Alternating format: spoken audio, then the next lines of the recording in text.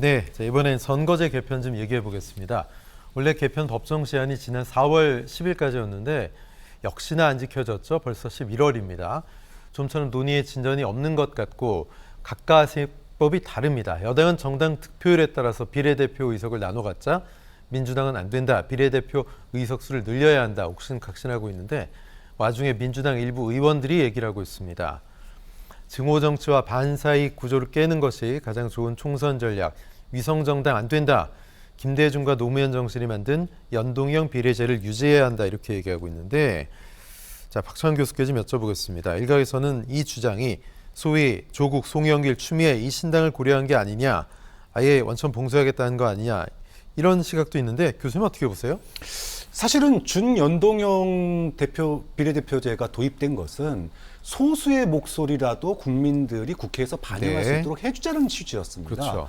좋은 취지로 1당과 2당이 합의를 했는데 결과적으로는 위성정당, 꼼수 정치로 타락을 해버렸거든요. 국민들이 한탄을 했습니다. 그러면 이거를 갖다가 그럼 다시 과거로 돌리면은 그럼 그건 맞는 일이냐?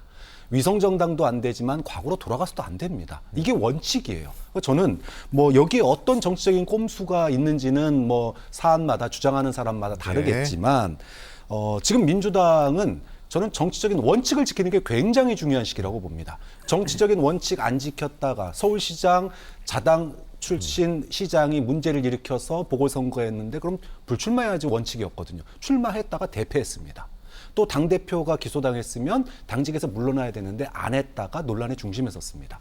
이런 문제들을 더 이상 겪어서는 안 된다. 원칙은 원칙대로 지켜나가면서 싸워야 된다. 좀 그런 점에서 민주당이 지금 저는 뭐 여러 가지 고민하면서 전략을 선택하는 모습은 오히려 지금 윤석열 대통령의 총선 전략이 탈여의도예요. 지금 현재 전략은 탈여의도로 가고 있기 때문에 만약에 꼼수를 부리고 정치적인 이해득실을 따지는 모습을 선거법에서 보이면 민주당은 윤석열 대통령의 이 선거 전략에 말려 들어갈 거다. 그런 점에서 원칙론 중심으로 얘기를 끌고 가는 게 지금 민주당에서는 좀 중요하다고 봅니다. 예, 거대 두 여야, 두 당을 대변하는 과거를 회귀한 것도 그렇고 또 꼼수 비례정당이 우후죽순 쏟아지는 것도 그렇고 김도현 평론가님 어떤 게 좋은 선택이 될까요? 그러니까 뭐 원칙론으로 얘기하자면 소수의 목소리를 반영하고 사표를 방지하는 이 준연동형 비례대표제를 그 취지를 살리는 것이 맞겠죠. 근데 현실론을 좀 볼까요?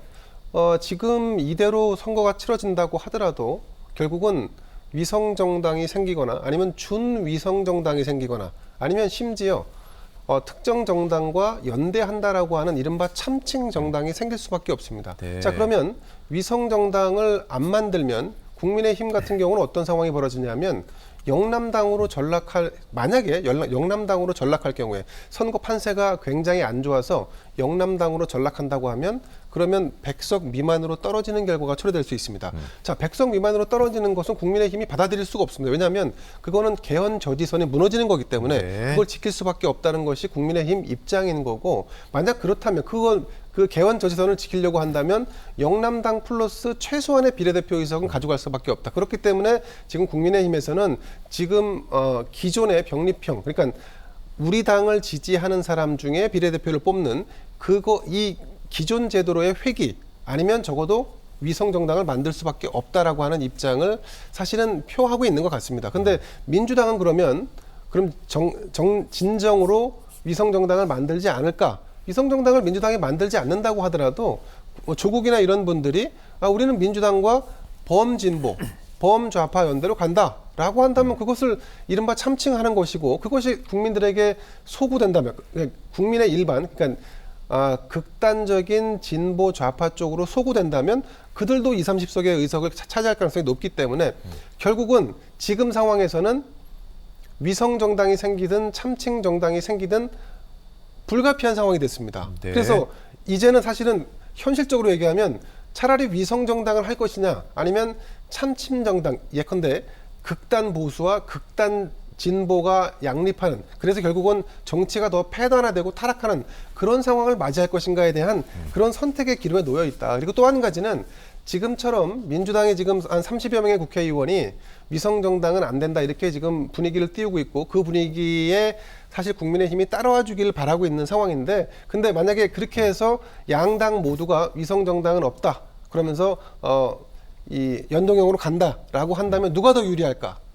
그거는 범진보 진영의 세력이 더 크기 때문에 지금 현재로서는 네. 더 크기 때문에 민주당에 더 유리한 구도입니다. 그래서 국민의힘은 이런 것까지 다 따져봤을 때 기존의 방식으로 회귀하든지 아니면 위성정당은 불가피하다라고 갈 수밖에 없는 게 아닌가 이렇게 봅니다. 네. 그런데 이탄희 의원이 뭐 마이크 앞에 섰죠. 그간 인터뷰를 잘 안 하던 분인데 최근 이 문제로 여러 언론과 인터뷰를 하면서 그 관측에는 선을 긋고 있습니다. 실제로 조국당, 추미애 당, 송영길 신당이 나온다라면 민주당 총선에 어떤 영향을 줄지 또 국민의힘은 어떤 입장일지 궁금한데요. 박 교수님 어떻게 보세요? 지금 사실은 이 민주당 계열의 신당 논란을 짚인 게 송영길 전 대표입니다. 네네. 송영길 전 대표가 뭐 조국 전 장관 거론하면서 신당 얘기까지 꺼낸 건데 저는 송영길 대표가 좀 과욕을 부리고 있다고 생각해요. 본인은 이미 지난번에 당대표 출마할 때 뭐라 그랬었습니까? 다음 차기 총선에 불출마하겠다고 선언했어요. 네. 근데 이제 와가지고 지금 뭐 비례신당 얘기한다? 물론 자신의 억울한 심정, 지금 뭐 수사를 받고 있는 데에 대한 억울한 심정을 표현하는 건 이해가 되지만 그것과 별개로 불출마 선언을 갖다가 어기는 행동은 586 세력을 갖다가 완전히 네. 이거는 뭐 바닥으로 끌어내리는 부도덕한 행위예요. 좀 그런 점에서 민주당은 송영길 전 대표의 행동에 대해서 물론 지금 이미 탈당을 했지만 선을 확실하게 긋고 경고를 해야 된다고 봅니다. 두 번째, 지금 송영길 전 대표가 조국 전 장관을 그렇게 끌어들이려고 하는 것은 조국 전 장관이 가지고 있는 스타성 때문이에요. 자, 그런데 조국 전 장관은 그러면 어떤 선택을 해야 되느냐? 저는 조국 전 장관이 분명히 검찰에 의해서 온 집안이 난도질 당한 면이 있다고 생각합니다. 본인의 정치적인 어떤 소위 국민적인 판단, 동정을 구할 수 있는 기회가 총선 출마라고 생각해요. 그런 점에서 출마는 할 수 있지만 그게 소위 말해서 민주당이나 문재인 전 정부에게 부담을 줘서는 안 된다. 네. 그렇게 놓고 본다면 개인적인 출마, 무소속 출마가 가장 적합하지 않느냐. 그리고 민주당은 소위 참칭 정당 또는 이제 뭐 꼼수 정당 이런 거 안 나온다는 선언도 해야 되고요. 그리고 분명히 당대표의 명의로서 총선 이후에도 그런 정당과 합당하지 않겠다라고 하는 선언을 분명히 할 필요가 있다고 봅니다. 네. 국민의힘에서 꼼수 정당 낸다고 하더라도 민주당은 원칙을 지키는 모습을 보여야지 그거 자체가 국민들에게는 신선하고 혁신으로 비칠 수 있다는 점을 생각해 봤으면 좋겠습니다. 네. 그렇다면 민주당이 어떤 선택을 할지 이목이 모이는데 지도부는 아직 입장을 못 정했다는 말이 있습니다. 민주당이 병립형으로의 회귀 또는 준연동형 유지 사이에서 좀 어정쩡한 태도를 보이는 게 아니냐. 어떻게 보세요?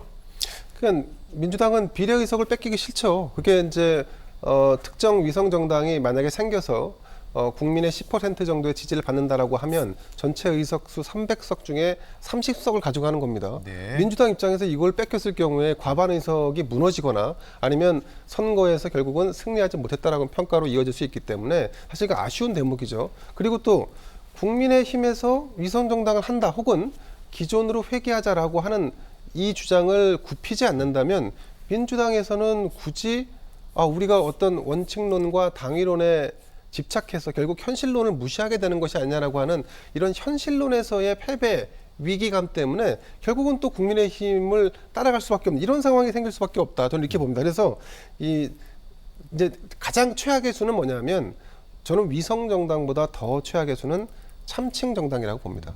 그래서 극우와 극자가 현실 정치권에 등장을 해서 오히려 정치를 더 혼탁하게 만드는 것. 그거를 방지하려면 오히려 양당이 그럼 위성 정당으로 차선책으로 가는 게 오히려 낫지 않을까 하는 생각도 해봅니다. 네.